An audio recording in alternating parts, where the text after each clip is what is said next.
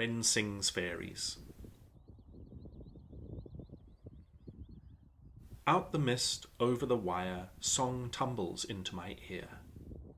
Going somewhere else, it seems. Quite startled to find a home in my head, it kickstarts a dream. A half-remembered world where magic and beauty were all around.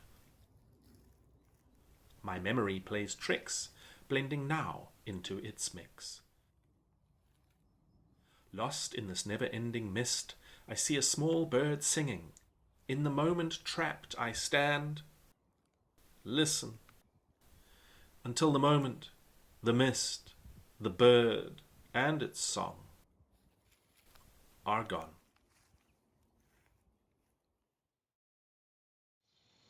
So the new poetry collab from my book With All of You is now finished, and it is an interpretive dance collaboration based on the poem Wren Sings Fairies. And so in order to unpack that and to give you a better idea of how that whole collab worked and what the thinking was between myself and the dancer choreographer Sanne Clifford, we organized a little chat, which we've recorded here for you to enjoy. What is the catalyst for you to want to collaborate? In general, to collaborate, it inspires me to see other people's work and then respond to each other. You have your own ideas, but together you can come to a new place, something that you might not be able to get to on your own.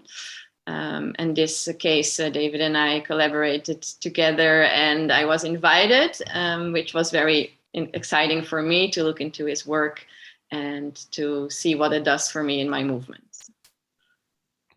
What is your methodology, your approach? You speak of David approaching you. What was your approach or methodology? Well, I of course read his poems, and I went also into the studio to improvise and see what are the first ideas of my body and like how does it feel, which words resonate for me. Is there more of an atmosphere, or is it more of a literal understanding? So I tried different approaches by improvising, and I also shared this with David. But each creative process can be slightly different. Sometimes I have a concept, sometimes I prefer to first get to an atmosphere of a feeling and then continue and make it more specific. So in this case, the starting point was a few lines in the poem that really stood out for me, and then I wanted to grasp that in movement and in the movement quality. Understood. And David, what is your intention with these collaborations, these creative collaborations?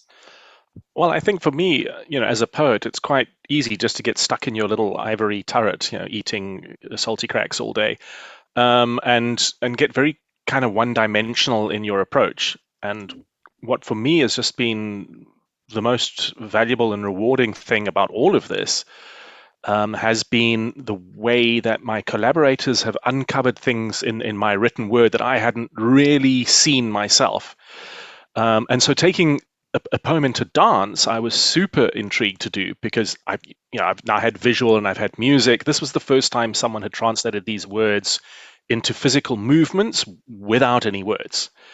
And I was, I guess, just super curious as to how that would work and what it would end up looking like. And did it add value, do you think, to what you had originally drafted?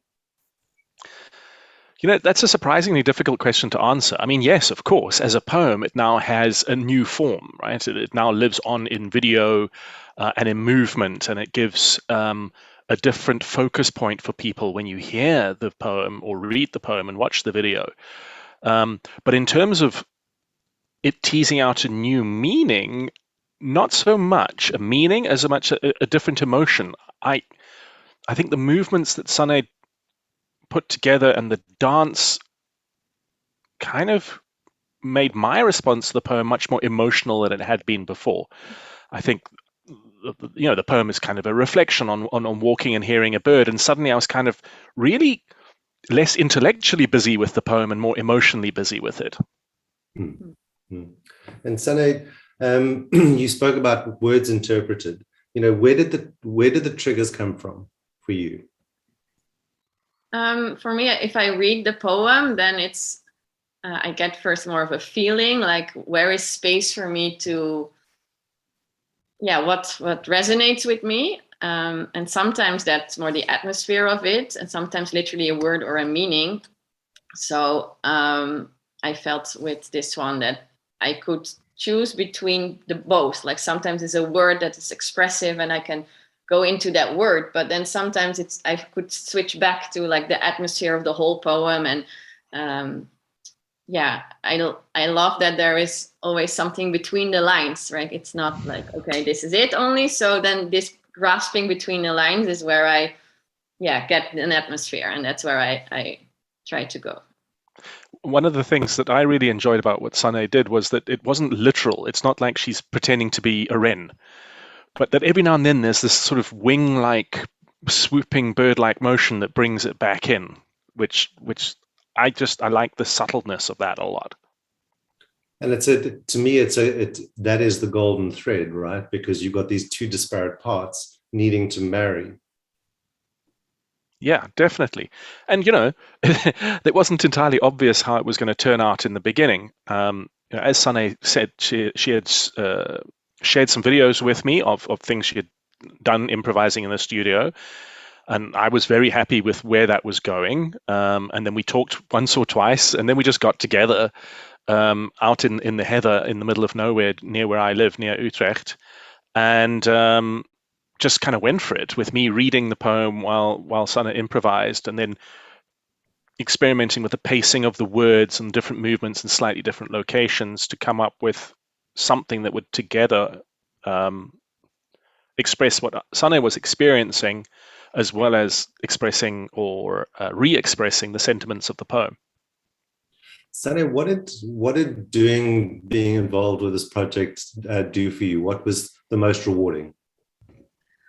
I really like that we had this phase of exploring, so not knowing exactly where it should go, but developing this together, and then the freedom of not right away working to this end result, but to experiment and to ask questions, to encourage each other, inviting each other to try something out and have this open space is very rewarding for me. And also that we really both put in ideas and we could do this or that, and it came there step by step, and we were and also dancing outdoors for me is also very inspiring.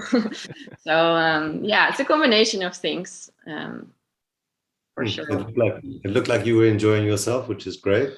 And David, question to you is, how do these collaborations, the ones that you've done till now, especially this one, inform what you intend doing next? I'm not sure. I mean, what Sanne just said now about the level of collaboration, that's something that I'm suddenly in my whole life doing a lot more of. I've generally been quite solo about everything, and in fact, most of the other collabs I've had absolutely no input in whatsoever, apart from sending a bunch of poems to someone who then chose them and did something to them and sent it back to me. I'm like, okay, cool, that's it. Whereas this was much more of a two-way street. Which is something I'm inclined to explore more. For me, it might be quite nice to not end up with, not go to someone with a finished text, but to rather say, hey, I've got an idea, this is a theme, or I've got this line, and I don't know where it needs to go. And then with a dancer or an illustrator or a musician, kind of go, right, what is this one part kick off for you? And then when they do something, I can kind of go, oh, and then actually literally co-create the entire work.